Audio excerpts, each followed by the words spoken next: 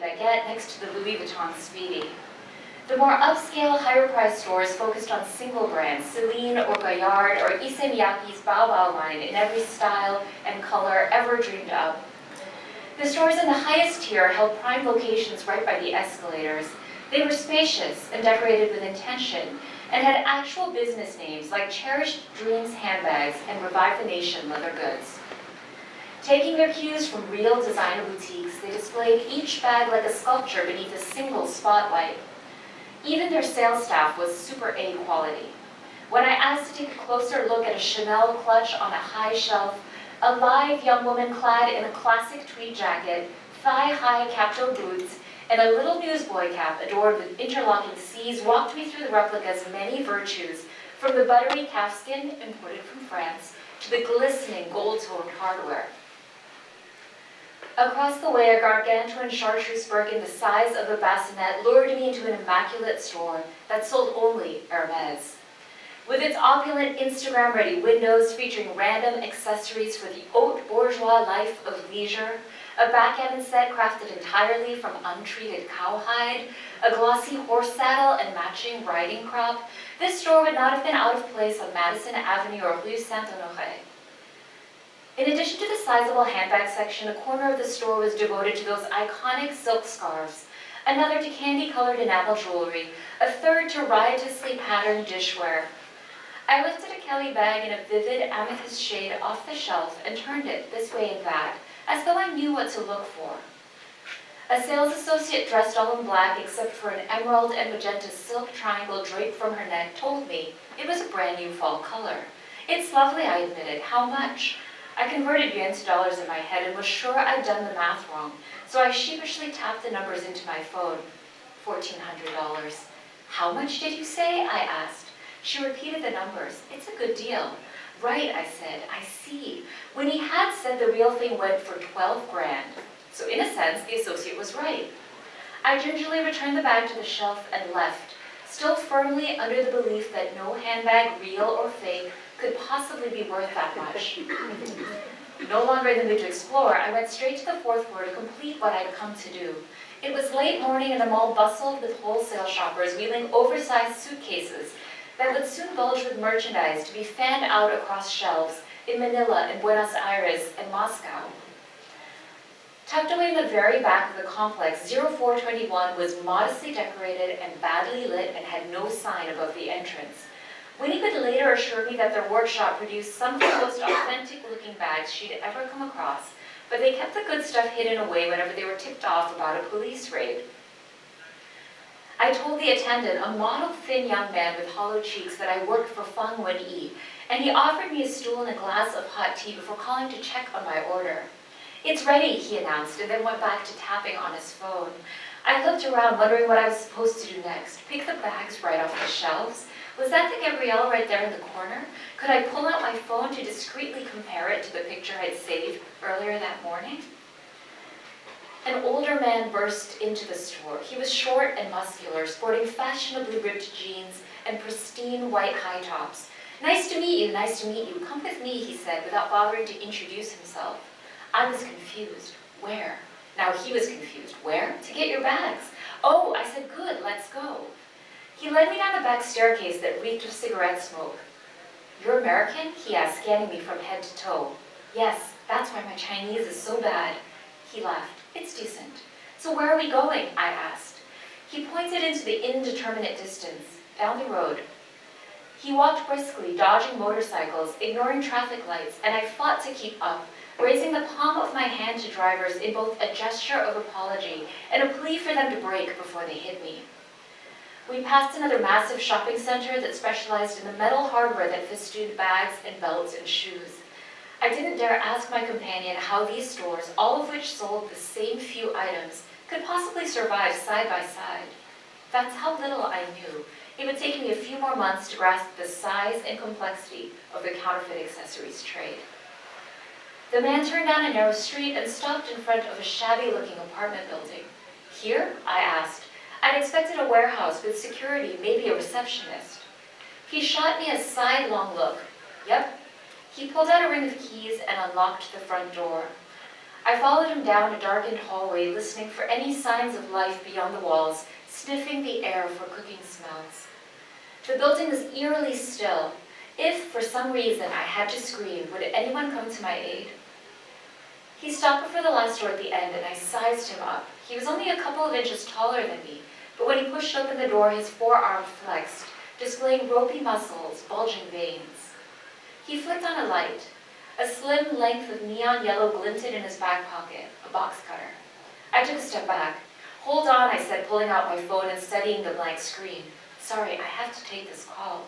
He left the door ajar. I typed a message to Winnie. "This man, older, short, muscular, wants me to go inside his apartment. This can't be right." I stared at the screen, willing a response to appear. Who knew who else was inside that apartment, waiting for a naive American to stroll right through? I removed the money from my wallet, 2 measly 20s, and jammed them into my bra. I laced my house keys between my fingers and wondered if, when push came to shove, I'd really dare gouge out an eye. I checked my phone, no response. The man's head popped around the side of the door, startling me. "Ready?" What choice did I have? I stuffed my phone in my purse and went inside. Bulging jumbo-sized garbage bags filled the floor of the main room, which was unfurnished except for 2 plastic chairs and a plastic table with an overfilled ashtray all pushed up against one wall. The door clicked shut and I heard the man turn the lock. The sweat surged beneath my arms, but my mouth went dry. Beneath my back, I clenched my fingers around my keys. "Want something to drink?" I stammered. "No thanks." He picked his way to the kitchen and emerged with 2 green bottles of beer, one of which he held out to me. I shook my head and he shrugged and deposited the spare on the plastic table. He pulled the box cutter from his pocket, extended the blade, and deftly popped off the bottle cap before taking a long swig. "I don't want to take up too much of your time," I said, speaking loudly to drown out my thrashing heartbeat. He wiped his mouth with the back of his hand and pointed the blade in my direction. I sucked in a breath. "You and Fang Wen-yi, how long have you been working together?" What was the right answer? I said, "Only a short while, but we've known each other for 20 years. "She's very capable," he said, but it sounded like a question. "Yes, she seems to be good at her job." He wagged the box cutter like a finger. Yes, too good. I could not parse where this was going. "She got me in trouble with the big boss. He doesn't like the price she bargained me down to. Make sure she knows it's a one-time thing." "I'll pass on your message," I said. "I don't make decisions. I follow instructions. I'm supposed to inspect the shipment?" He stuck the box cutter in his back pocket, took another swig of beer, and belched softly. "So where are the bags?" I asked. My keys tumbled onto the floor, and I bent to retrieve them. He narrowed his eyes. "Why so antsy? You're in a rush?" The lie gushed out of me. "Yes, actually, my family is here in Guangzhou. I'm meeting them for lunch, my husband and son." "Your husband, he's American?" I knew what he meant. "Yes." "What does he do?" "He's a surgeon." "How old is your son?" 12, I said, and then wondered why I bothered to lie. I pictured Ollie and my imaginary 12-year-old crashing through the door to rescue me. The man closed the distance between us, and like one giant muscle, my entire body tensed. When his hand went for his back pocket, a cry rose in my throat. He pulled out his phone. "My son's 10, he said, "almost as big as yours." He thumbed the screen and offered an image of a chubby boy spinning a basketball on one finger. I could have collapsed onto the heap of garbage bags in relief. "Very handsome," I said.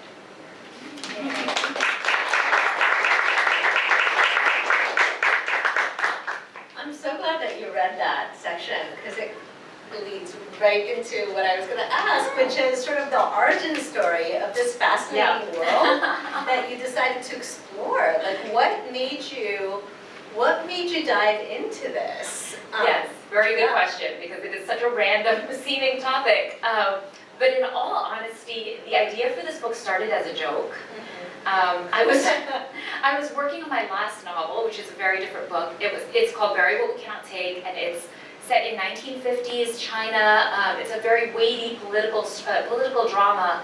And after a particularly grueling day of research, I turned to my husband, who's currently taking a picture. I turned to my husband and I said, "Listen, like, the next book that I write is going to require 0 research. And it's going to have to be about the only topic that I know something about, and that's designer handbags." And so, we laughed. But then, a couple months later, I came across an article in the Washington Post that described a real-life con artist who had perfected this really ingenious counterfeit handbag scheme. Right. And it was so clever that I read it and I knew it belonged in a book. Oh, And wow. so then I thought, okay, it's not going to be a book about handbags, it's going to be a book about counterfeit handbags. Right, and right. that kind of started me down that path. And then it ended up requiring a lot of research because I didn't I know was going to anything. say, yeah, I was laughing when you were saying, no research. Yes. Because I was like, wait, no, my next question was going to be Yes. about how did you research this? Yes, It must have taken a lot, I would think. It did, yes. So I, very fortuitously, I happened to be in residency at a university in Singapore when I wrote this first draft. And that residency came with a research grant. And so I was able to fly to Hong Kong and Guangzhou, which is only a 3-hour flight away from Singapore. And so the timing was just kind of really serendipitous. And so I went to Guangzhou, I visited the fake markets. Through a family connection, I got to visit a state-of-the-art designer handbag factory in Wow. Guangzhou, which is really, really special. I did not get to visit a counterfeit factory. That's really, I think it would have been almost impossible. But I got to do that. And then the third thing I did was I talked to an IP lawyer in Hong Kong who specializes in copyright infringement in China. And she had a really interesting perspective because it's her job to protect the IP of all of these designer brands. Of course. And so, I don't think I could have written the book without that level of Okay, research. so when you went to do this, did you buy the fake, super fake handbags? And also, do you collect like real bags also? Like, I wanna know more about this because I don't know anything about this world. It was so fascinating for me to listen, and I was listening to parts of it. Yeah. And all of these descriptions that you had, I was like, I know this is probably real, and I was so interested. Yeah, so I am an armchair expert on designer handbags. I've always loved fashion. When I was right out of college, I worked as a buyer at Banana Republic, and I thought that I wanted to have a career in fashion. So that's something that I've always loved. Oh, wow. Yeah, so, and so I can say that that part of the book was really fun to write because, writing is filled with so much doubt. Absolutely. And you're constantly second guessing yourself. Right.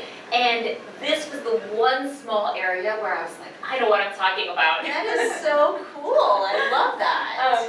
And the fake bag? Oh, Do you fake own- bags. I do not. Okay. I do not own any fake handbags. I have in the past, I will say. So a random story, but back when I was in high school, my parents lived in Hong Kong for a short period of time, and people in Hong Kong would routinely take the train across the border to Shenzhen to go shop at these, it was weird, people would go to buy pirated DVDs, people would come back with these suitcases of stuff. Absolutely. And so my mom and I went one time, and I bought a little fake Louis Vuitton pochette. If you're my age, you know the bag. Patent leather. And it was one of those very cheap copies that fell apart in a couple of months. Nothing like the super fakes described in the book, which is a kind of innovation that's only been around for maybe the last 2 decades because of how counterfeit technology has progressed. Right. But those do exist. Oh, they do exist. For sure, That's right? absolutely real. And I think many experts would say that the difference for the really, really high-end super fakes, which there is a technical definition, by the way, that a super fake has to be at least 98% similar to the real thing. Okay. And I don't know how they calculate the percentage, but that is the kind of level, that the grading that gets you the super fake label. A lot of experts would say the difference is a serial number that the brand buries in a handbag. Okay. And So the fakes do have the serial numbers. It's just they're not genuine. they're serial just numbers? not the brands have to keep innovating in order to keep in order to keep distinguishing between the real thing and the fake, and sometimes it's a matter of a hologram or a serial number. And so that was one of the questions I was interested in exploring too, is what makes something real and what makes something Absolutely, fake. exactly. It's sort of like what the Vogue quote was saying. Yes. It's fake and fake in more ways than one. That's one of the things that you explore, and then at some point the line gets blurred of what exactly is fake and what exactly is real. It's so interesting. Exactly. Okay, so I also want to talk about structure because for those of you who haven't read it yet, it's kind of an ingenious structure with two narrators, and the Washington Post review actually highlighted this. I loved it. Grace Lee said Chen's use of story structure is masterful, as are her complicated, compelling characters. Totally agree. When I came to a particular part that I think anybody who has read it or will read it, you'll recognize this. I was driving and I was like, oh, that is so good. I loved it. Okay, so anyway, and for those of you who haven't read it, you'll know when you get there, I'm sure. So you begin with Ava in a monologue that's essentially a testimony in the form of like confession delivered to a detective. And it reminded me a little bit of, do you remember that book, do you guys remember Reluctant Fundamentalist by Hamid? Yeah. So I love that book too. And the first time she was like, well, detective, I was like, wait, this is not just a straight narrative to us. It's her story to the detective. It was so cool. And then you shift to the point of view of Winnie, who is the person who's the mastermind behind all of this. And then you go back to Ava, and then you have an epilogue. How did you develop this? Like, did that come from the very beginning? Did you always intend to have the two characters? Yeah, it came through a lot of trial and error. Yeah. Trying to figure out precisely how to balance the two. And in fact, in the very beginning, I set out to write the entire book as a confession. And Hamid's book is a really good example because that's a really slim novel. I believe the entire thing is a confession. Yes. And it's very taut and elegant, and that's what I wanted to write. Yeah. I wanted a book that was 100 pages long and just a monologue. Right. It was impossible to tease out Ava's unreliability. Like, I could not show, I mean, the confession form is really fascinating in and of itself because the narrator has such a clear agenda, which is either to go free or to lessen their sentence or to prove their innocence, right? There's just a very clear, there's very clear motivations at play. That's very fun for writers to play. Absolutely. But I could not tease out when she was flat out lying, when she was exaggerating, when she was telling the truth, or twisting the truth. And so that's when I realized I need Winnie, because there has to be a kind of story of record that gives a sense of what Ava's trying to do in her confession. And so that's when I realized, okay, Winnie has to come in. I love that. And it actually ended up being really fun because Winnie is like bold and audacious, and in many ways the opposite of Ava. And so yes, nice. And Ava is such a timid and such a follower, and she doesn't know what she's doing, and poor woman, she's just being like manhandled by her child, and this woman. So I thought it was, and because in Hamid's book, it is a slim monologue, and also we never know. I think that's the point of that book. The point of that book is, we don't know. We don't know if he's reliable or if he's unreliable, and that ambiguity is actually what sort of is the twist at the end that we all sort of ponder, and we talk to our friends and we debate about. And with yours, it's very clear what happened, but so clever. I just really loved it. It was a different take on that whole form, so I loved it. Thank you. Okay, so TV film stuff. Oh, yes. I want to ask about that because, I mean, obviously with Reese being involved, and also I just want to ask about the Reese book club to the extent that you can share with us that kind of stuff. Like, did you meet her? Like, all of it, I haven't met her yet. What was she like to talk to? That kind of stuff. And also just like the auction that I know you had for TV film rights. Tell us about all of that sort of stuff. This is such a glamorous world. I mean, the Reese Witherspoon Book Club pick, it's really hard to talk about because it feels like winning the lottery, in a little sense, and it's not, like, I'm not being falsely modest, like, I'm proud of my book, but I also know that 1,000 other books could have been the pick, and that, there's one pick a month, and it happened to be mine, and in case it isn't clear, it is a kind of career-changing, you know, like the Reese's, there. you know, like we are a New York Times bestseller because of the Reese pick. Right. Like all of these things kind of came from that. And so I don't really know what to say about it, except that I am just so grateful, you know. And also because, you know, when did you find out? I found out in December, and I had to keep it secret until Oh, June. And wow. it was the worst. Well, what was really funny was that my editor called to tell me, and she like said the news, and my husband happened to be working in the next room, and I ran into the room and yelled, "Where the Reese pick?" Just as my editor was saying, "It has to be a secret." It's yeah. I was like, "I just told," and she said, "No, it's fine, it's fine." Yeah. But you know, she was apparently, if it gets leaked, they can rescind it. Yeah. Because the reveal is such a huge part. You know, every month it's like this huge reveal, and so you know, I was very nervous. Like I didn't even tell my parents for like 2 months. You know, like I was that. But you did eventually. They were like, you can tell your parents, you can tell your family, you know, like immediate family. Yeah. And I think, you know, because this is my third book, I think the interesting thing about this, or not, I mean, it's interesting to me, is that with this book, I feel like as I've gained confidence and experience as a writer, I've become very clear on who I'm writing toward. Like I have a very clear audience in mind. In this book, when I wrote it, I said, like, this is for the Asian American community. This is a story for us. And so, you know, it has been incredibly gratifying to see that paradoxically, this is the book that has resonated most widely.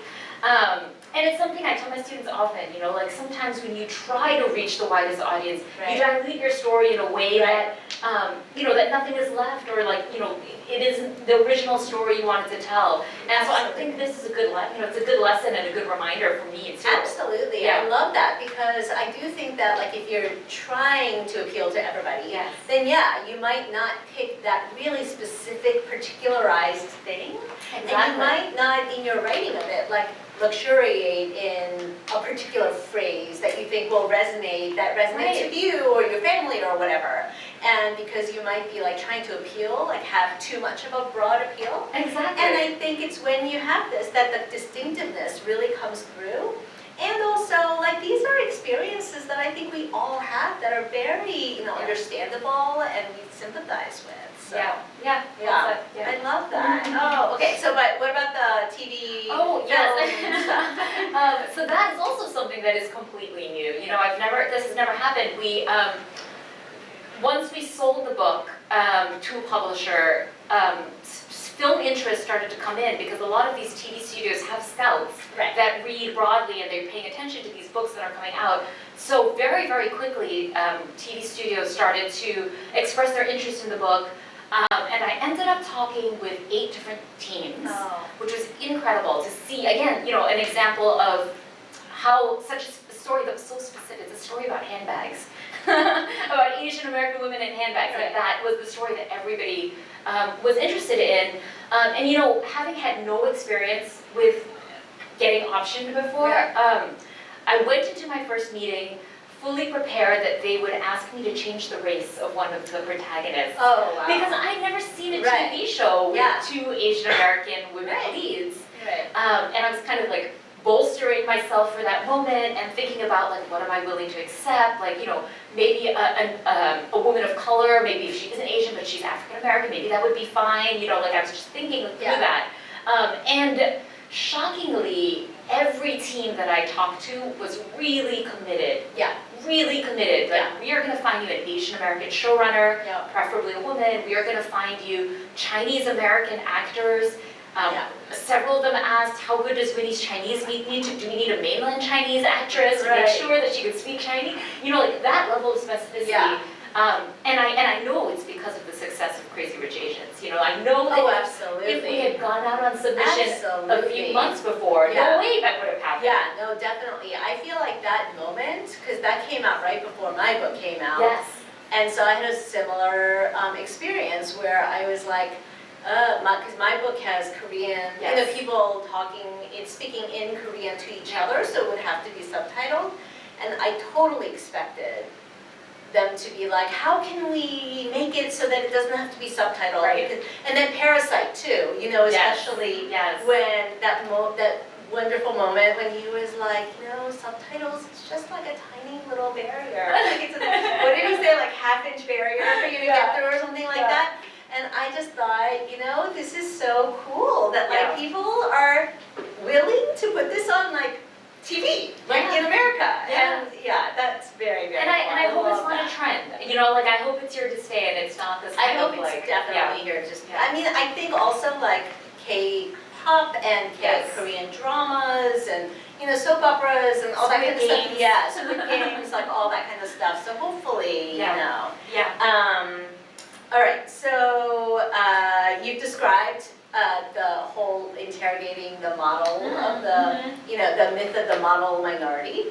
And I just wanted to talk about that because these women are very intelligent women. They're like very, very in this elite category as far as class. Yes. And they both went to Stanford, although one kind of dropped out under mysterious circumstances and all of that sort of stuff. So want to talk about, and also just the definition of success again, like what's genuine success versus sort of, what looks like success on the outside. I feel like that's such a great theme that through this handbag, the handbag thing is real for sure, but it's also a great symbol for us to follow. So talk a little bit about that. Yes, and I like that you talked about the symbol of a handbag. I think about this a lot, about how like a handbag and a Stanford degree are quite similar in some ways. Like there's all this research now that when they track high school students who have gotten into gotten into Stanford, but then chosen to go to a state school, and they track the outcomes, the students who go to a state school are often as successful as the students that go to Stanford. And so then the obvious kind of hypothesis would be like, well, it's the student, not the school, right? Like obviously the students are the same in high school. Yeah, but yet many of us agree, like, well, but it's still valuable to have like an Ivy League degree. And so, in the same way that you're like, what is the value of a handbag? Right. Or a designer handbag versus a regular handbag? Well, debatable is my point. Absolutely. And something that you can show off, right? Yes, exactly. And something that shows that you're part of a club, something that definitely opens doors, and there is some value to that. So like networking, all of that stuff. But so that was some of the stuff that I was thinking about. I was also thinking about the kind of duality of the model minority myth. So an interesting detail about the real life con artist that inspired this story, this con artist that I read about in the Washington Post, is that she was an Asian female preschool teacher. And when I read that, I was like, this is why she was so successful, because nobody thought that she would be a criminal mastermind. And the other interesting thing is that because she was an immigrant, after she got caught and served her time, she got immediately deported back to Thailand. Oh, really? Yes. Okay. And so I was thinking about, that to me is the model minority myth writ large. When you are useful to society, we will hold you up as an example. Yeah. And then the instant you either fail to make an expectation or you're no longer useful, we'll get rid of you. And I revised this book, a lot of this book I revised during the pandemic, and I saw how, model minority quickly became like responsible for the Chinese flu or Kung Flu or whatever it was, the horrible terminology. But I mean, that duality, right? You're a model, you're an exemplary, but it is so precarious that it could turn on you at every moment. Absolutely. At any moment. Absolutely. And there is like a little bit of a stereotype of, I feel like, immigrants overall, but in particular Asian immigrants too, in particular, of like, being very careful with money to the point of, it being something that seems distasteful, that type of thing. Yeah. And I feel like those types of stereotypes are in the whole like Asians being around this like counterfeit, scheme and not respecting like, intellectual property laws and things like that. Yes. So there is that too. At the same time that like Asian immigrants, I think, are held up as like, oh, so studious and hardworking and rule following. But at the same time, there's this other side of like, oh yeah, they really, you have to watch out for them a little bit. That kind of thing. Yeah, it's a thin line between hardworking and like, willing to cheat to get something. Absolutely, Like, that is completely, right? Yeah. Especially because so many family are entrepreneurial. Like my parents, because I came over from Korea, my parents are grocery store owners. So, you know, there's that kind of a stereotype of like, what are you, like, are you actually paying taxes? You know, like that kind of thing, you know? So interesting. Okay, so this is your third novel. I'm just looking at the time, making sure. This is your third novel, and you've already talked about this a little bit, but I want you to just compare, I mean, you know, the first two books, and I realize that this is different because of the Reese pick and all of that sort of stuff.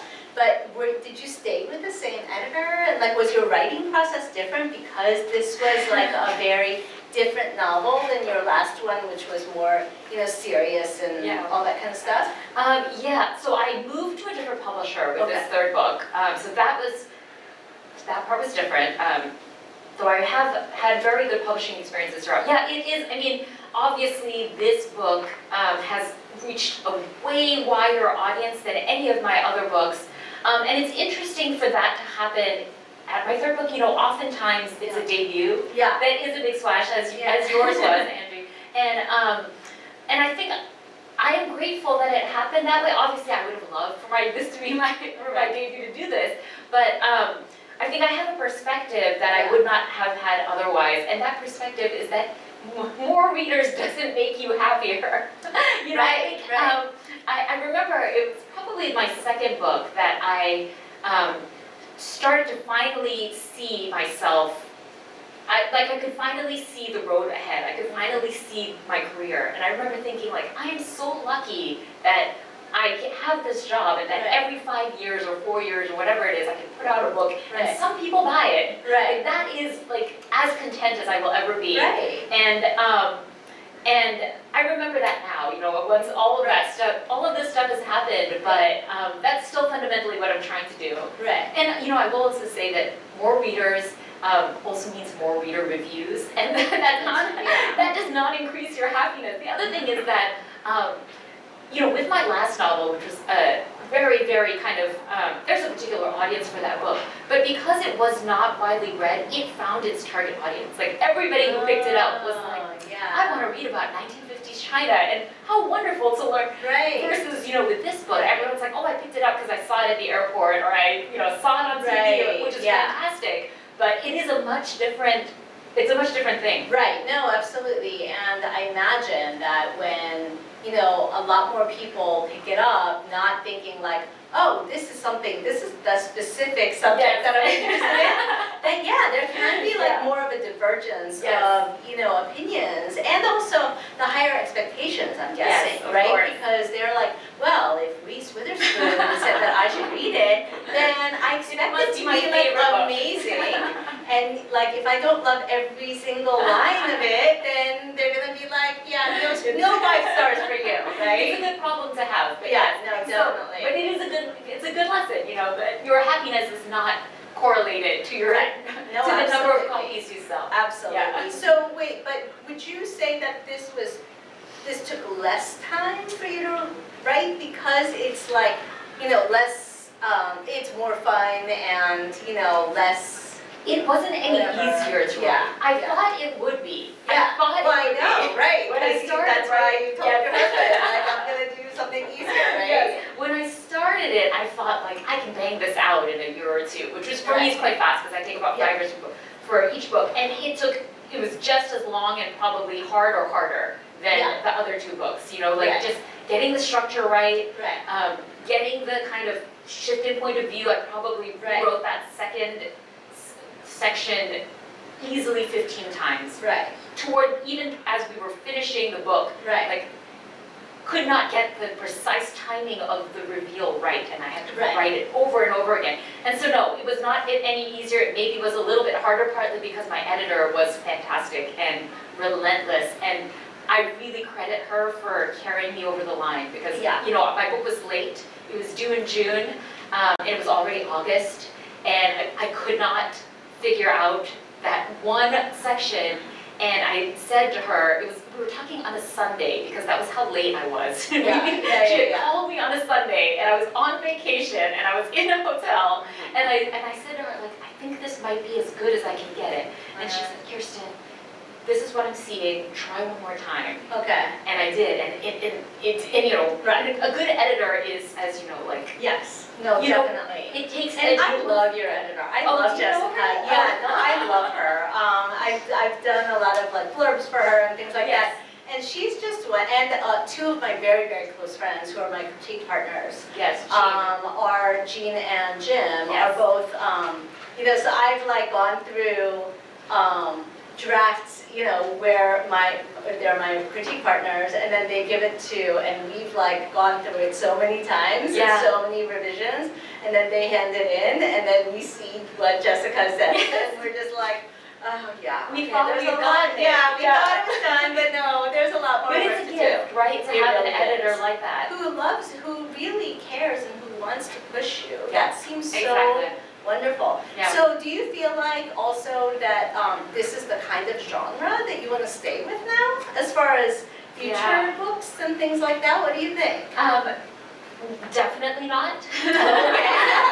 Because of, you know, I guess it's interesting because I wrote a historical fiction book and now I've written a crime book, and so So what was your first one? It my first novel was Soy Sauce for Beginners. It's a kind of coming of age novel. coming of age, right. Yeah, but so for the last 5 years, I've been on a lot of historical fiction panels, and like I give a lot of talks on Right. how to write and research historical fiction. And then the instant this book came out, everyone was like, "Do you want to be in a crime panel?" Right, Like, yeah. How do you write a thriller? How do you write suspense? And to me, like the approach is very similar. You know, Yeah. like I would not say that I wrote either book. You know, and what I mean is kind of the way that I envision the story, right? I started with character, and I tried to make the characters, put them in as complicated of a situation as possible Right. to see what they would be able to do, and then, you know, I tried to build tension and sustain that tension toward a climax, and to, you know, Right. right, all of that Yeah, stuff. all that, Bring out the yeah. conflict, all that stuff, and that's the same regardless of genre. Right. And Um, also, you know, it's funny to me that a lot of people think like thrillers and mysteries and crime novels, they have so much suspense and like you need to learn that. And you're just like, no, actually all Every good story books, has all suspense. good books Yes. have suspense. Like I can't think of a single book that I love, like classic literature that like, Yes. you know, that doesn't Right, have. narrative tension is inherent in of almost every course. narrative. Yeah. And then also the crime stuff was actually like very difficult for me. Like I really had to bone up on my I'm not a lawyer, so I you know like I had to really like I spent a lot of time on legal websites. Yeah. I really had to bone up on police procedurals. So, you know, I tried to watch a lot of Law and Order because it's not something that I ever gravitated toward naturally. I don't read a lot of crime. Right. Did you end up doing more of that though, in order to try to sort of Yes. see? Yes. Yeah, because I like Yes. to whatever, because I'm similar. Like Yes. my second book is very different from my first, and which was like more of a courtroom drama, and then my third one I already started writing, even though I'm not done with the second one yet, which is a different story. But the third one I think is going to be sci-fi dystopian. Wow, You know, yes. so it's like it goes all over the place. But I do think that even if the genres are different, like the things that you're obsessed about, like about Yes. human nature. Yes. You know, that is the same. Like Yes. I find myself saying some of the same things, and I'm like, wait, did I say this already in my first book? And In I'm just hindsight, like, you can find right? the through lines. Exactly. I agree very much with that. But I also think like the thing I love about writing is that we don't have to do the same thing. Right. And I think like people who write mystery series, and you know, I think they find us very strange. Like they're like, why would you start over from scratch, build your audience from scratch with every book? Yeah. But I think it's actually not smart. Yes, Like, and it they told isn't. me It that. doesn't make financial or. I guess. I don't know. It worked out well for you. But I guess none of us went into this for financial. Right. But you know, but I also thought like if somebody said to me today, if you write this, like I'll give you the outline, this is your next book, I guarantee you it will be a bestseller, I would never take that deal. Right. It would be so boring to write. Although, you know what I might do? I might be like, okay, if you're gonna guarantee me, then like here, let me take it. And then I would like, I guarantee not end up actually sticking write to something the outline, different. right? Because Right. I might be like, oh yeah, the premise seems interesting. But then like, because I don't know about you, do you outline before you? I outline several drafts in. Yes, me too. Because I wouldn't be able, I don't know what the story is before I even Exactly, start. exactly. So I have no idea what the ending is, or like who did what or whatever. And then once I have like half of it done, then I will do the outline of the first half. And then I'll like take a look back and be like, oh, what happened here? Right. Yeah, that type of thing. Right, but that's what's fun about it, is that you don't know what's going to happen. So, Exactly, yeah, you yeah. feel the same way I do. You Yeah. never take the sure thing. No, definitely. And also, I just don't think that I'm able to do that because the characters, I have to sort of like try to inhabit what they do. And then, like, I want to be surprised by what they say and what they do. Right. Otherwise, it's just not fun. Like, Yeah. I might as well just like, read a great book that's already been written by somebody else, Yeah, okay, cool. Do we have any, I think I think we're gabbing for too long. Do we have any questions, people who want to ask? Are we being shy? Because I have plenty more questions if you'd like. Yeah. So I caught the part where you said that you outline after you do part of it, or you're 3/4 of the way or 2/3 of the way or whatever. But before that, do you have a sense of what the crisis or the suspenseful thing is, whatever that you have in mind, where it's when you start, you have this handbag issue. But then, do you have like various scenes in your mind, and then you have like a way that you want to connect them, but you don't know how? What is the struggle? I have much less than that, much less than scenes. I have, usually I have a character, so I know who the narrator is going to be, and I have an idea of what her voice or his voice or their voice will sound like. And then I have an idea of the conflict. So yes, when I started this, I was like, okay, this is a woman involved in a counterfeit handbag crime ring. And actually at first, I thought it was going to be from the point of view of the mastermind, Winnie. But then I quickly realized Ava has a lot more at stake because she has a perfect family, she's a lawyer, she has all this stuff that she would lose if she got caught. And so she has to be the narrator. With the first draft, I'm really just asking the question, is this idea big enough for a novel? That's the only thing I'm trying to figure out. So I write the draft, and then I think like, okay, if it is big enough for a novel, if I think it will be 200 or 300 pages, then the second draft I think, okay, what might the story be? And then I write that draft. The first draft is how long? The first draft might be, I don't know, 50,000 words, How long does it two-thirds take? of a How long novel. does it take? Oh, how long does it take? Well, I don't know, that's my question. Yeah. Yeah. I mean, it's shorter, and with me, with each draft, it kind of grows a little bit because I get a better idea. So after the second draft, then I outline. And then, because I could not outline before that, I don't know. I don't know what's happening. And so after the second draft, I get a sense of it, I outline, I write the third draft, and then I'm continually revising the outline. So it's almost like the outline is not even an outline because you have to keep changing it. Yeah, no, I do the same thing. Yeah. It's an iterative process. I think it's pretty an iterative common. back and forth and back. It's very common. Yeah. And so many people I know do that. Yeah.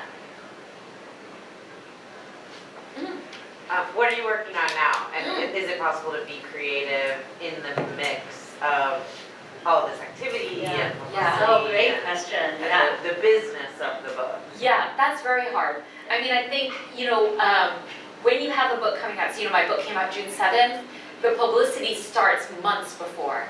And you're kind of doing interviews and writing essays about your book and going on podcasts. And I think that kind of outward facing energy, it's really fun and it's really, it's valuable.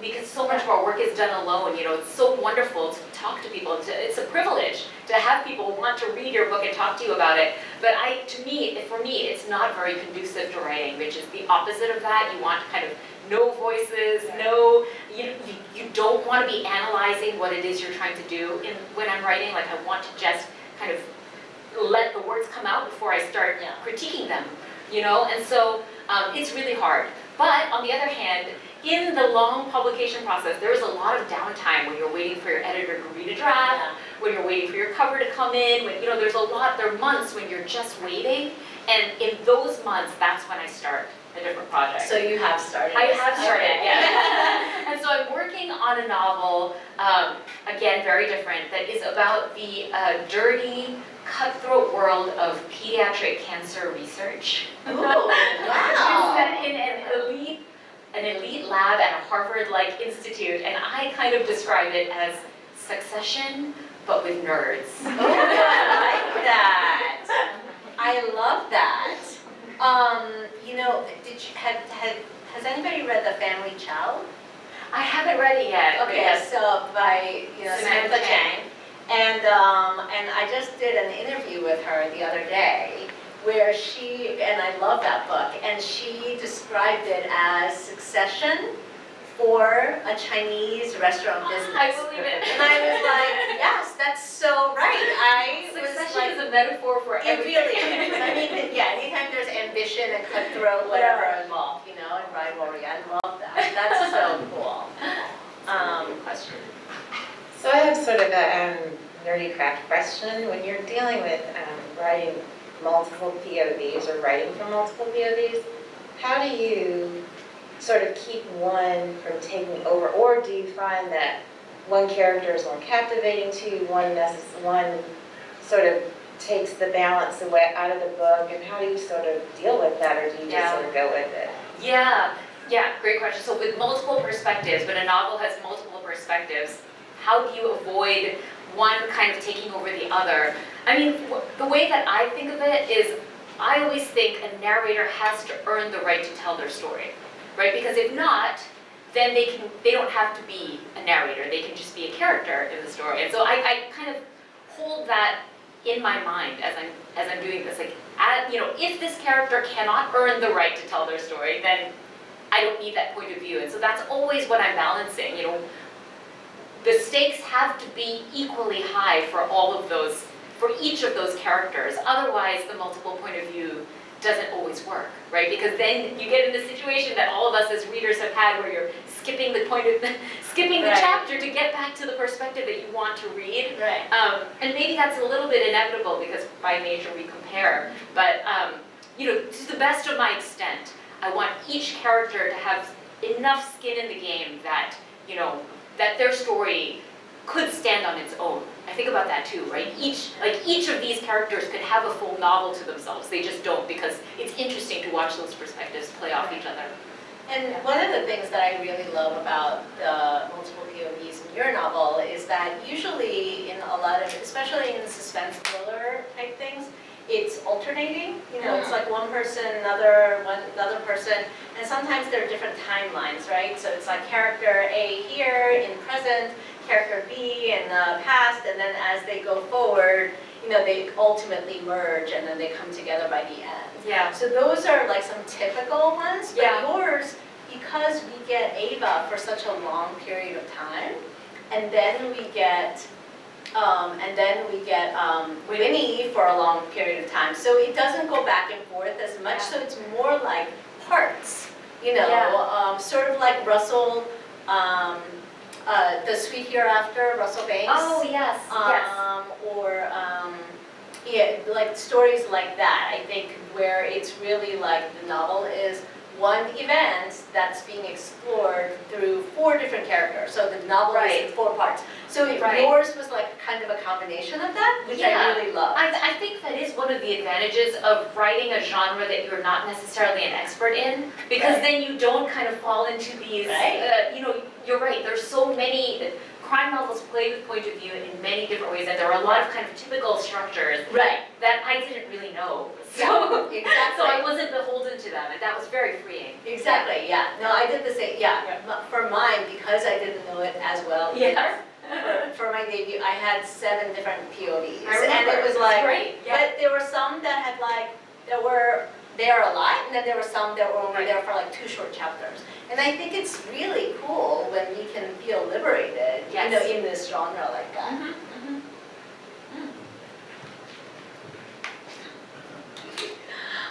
So I'm curious to know how writing this novel, starting where it started and something that you know well, Yes. how has it changed your relationship with handbags, luxury handbags?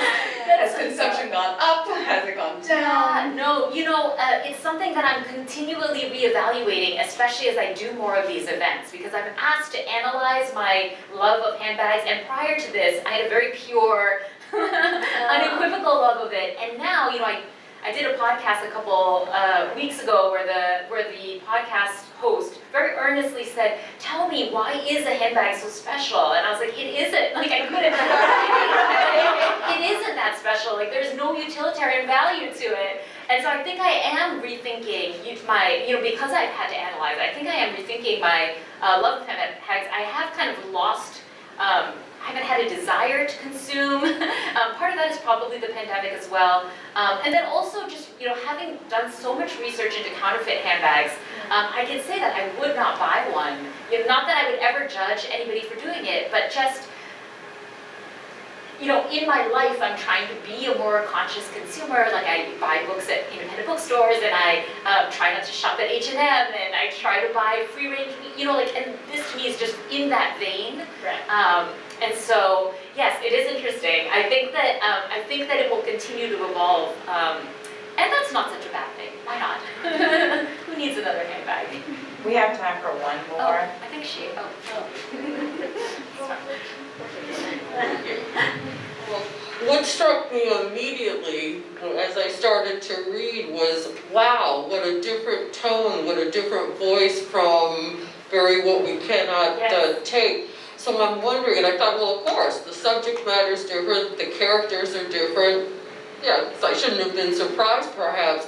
I want to ask you, do you ever hear echoes of your other characters, or did you, in writing this book, did you hear echoes from your previous book? Oh, that's such a nice question that nobody has ever asked. Not really from Bury What We Cannot Take. I mean, I think part of it is because as a writer, my particular working style, I kind of have tunnel vision, and it's almost like I have to empty myself of a book in order to start a new one because it's so all-consuming.